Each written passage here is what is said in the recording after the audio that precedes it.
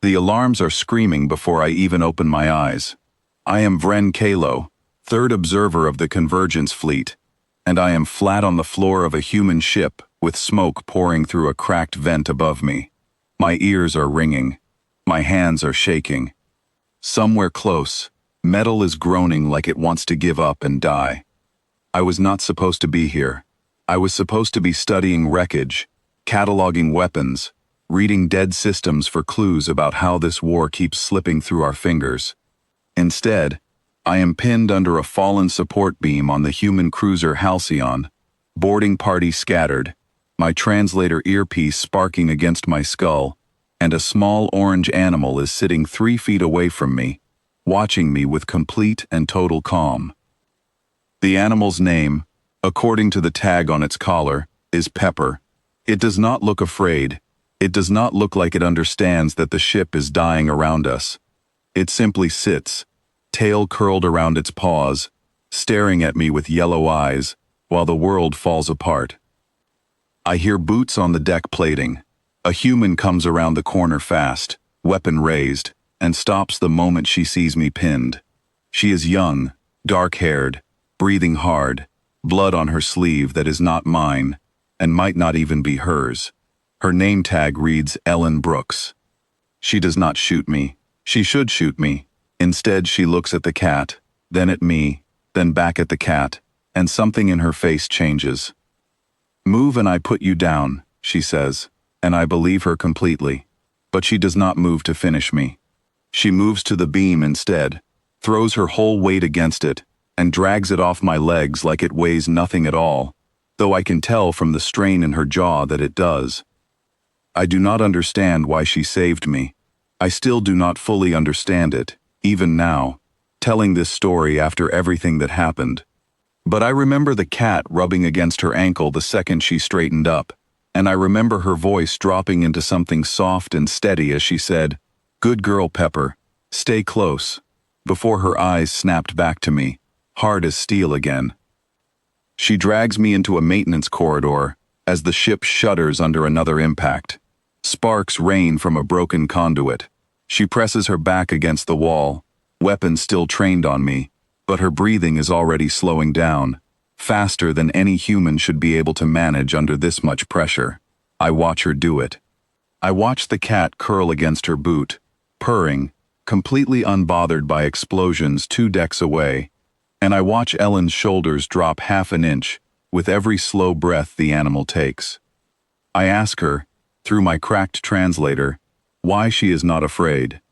She looks at me like the question is strange. "I am afraid," she says. Terrified, actually. But Pepper isn't, so I borrow hers for a minute. I do not understand this sentence. I write it down anyway, because somewhere in the back of my mind, the analyst in me knows this is important, even while the rest of me is certain I am about to die on this ship. The corridor lights flicker and die. Emergency lighting kicks in, dim and red. Ellen's radio crackles with voices, other humans calling out positions, casualties, ammunition counts. She answers calm, clipped, precise, and the whole time her free hand rests on the cat's back, like it is an anchor, holding her to the floor of the world. We move together through the dying ship, which is the strangest sentence I have ever had reason to write. She could leave me. She could end me right here and solve one small problem in a war made of thousands of problems. Instead, she keeps me moving with her, weapon never fully lowered, but never fired either. We reach a sealed hatch, and she works the manual release with quick, practiced hands, while the cat sits on her shoulder, riding calm as anything through a burning ship. Behind us, I hear the sound of my own people, Convergence soldiers, sweeping the corridors we just left. Ellen hears it too. Her jaw tightens. "You're going to tell them where we went," she says. "It is not a question." "I have no reason to help you," I say honestly. "You are the enemy." "You have a reason," she says, and nods at the cat on her shoulder. "She likes you. She doesn't like everybody." I do not know what to do with that information. I still do not, if I am being truthful. But something about the absurdity of it, about being spared because a small animal did not dislike me, cracks something loose in my chest that has been locked tight since this war began. We reach an escape pod bay, one of the last still intact. Around us the ship is failing in every direction, hull integrity dropping, gravity flickering unevenly, alarms layered over alarms until they blur into one long scream. Ellen straps herself in fast, tucks the cat into a padded carrier bolted to the wall, and for the first time since I saw her, her hands shake, just slightly, just once. "Get in," she says to me, "or get out, and take your chances with your own people finding you first." I get in. The pod launches hard enough to crush the breath out of me. Through the small viewport I watch the Halcyon breaking apart behind us, pieces of it tumbling silent and slow against the dark. Ellen does not watch it. She keeps her eyes on the cat carrier, murmuring something low and steady, the same tone over and over, until the cat stops clawing at the mesh door and settles. I ask her, once we are clear of the debris field and drifting in the quiet dark, why she keeps an animal on a warship at all. It seems, to my analytical mind, like an unnecessary risk. One more variable in an already impossible equation. She thinks about the question longer than I expect. "Because when everything is on fire," she finally says, "I need one thing in the room that isn't. Pepper doesn't know we're at war. She just knows it's feeding time, and I'm supposed to keep her safe. Some days, that's the only reason I remember to keep myself safe too." I turn this answer over for a long time in the silence of the drifting pod. My people build ships without dependence for exactly this reason, to remove the weakness of something small and unprotected that a soldier might die trying to save. We call it discipline, we call it strength. Watching Ellen Brooks sit calm in a broken escape pod with one hand resting on a sleeping cat, I begin to wonder if we simply built a different kind of weakness instead, one with no name and no cure, the kind that cracks a mind slowly instead of all at once. Hours pass. The pod's beacon pulses out into the dark, calling for rescue that might never come in time. Ellen does not panic. She rations water with steady hands, checks the pod's failing systems with a calm that should be impossible after everything we just survived, and every time her breathing starts to climb, she looks at the cat and it drops again, like clockwork, like something she has practiced 1,000 times without ever calling it practice.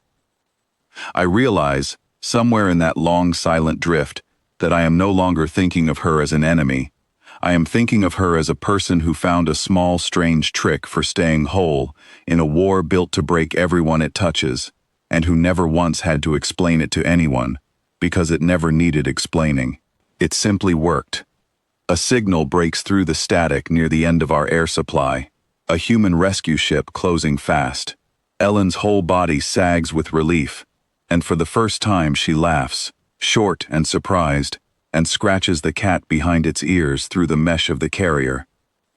"You're going to be a very strange story when I tell this one back home," she says to me, and there is no venom in it at all, only something close to disbelief.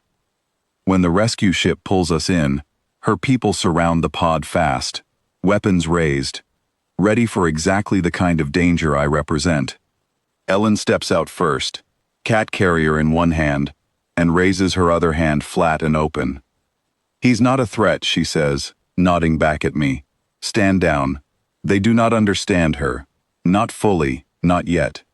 But they trust her enough to lower their weapons anyway, because whatever calm she carries out of that pod, whatever steadiness kept her alive long enough to save both of us, it convinces them too, without a single extra word. I am returned eventually through an exchange, back to my own fleet, back to reports and debriefings, and superiors who want cold, hard answers about human weaknesses. I do not tell them about Ellen Brooks by name. I do not tell them everything. But I do file, quietly, at the bottom of a long report, a single observation that I still believe, even now, explains more about this war than every weapon schematic we ever recovered. The humans did not win because they were stronger than us. They won because they found a way to carry their fear without letting it carry them. And sometimes that trick wore fur and had a name like Pepper and did not understand a single thing about the war being fought around it. That, more than any weapon, is the thing my people never learned how to fight.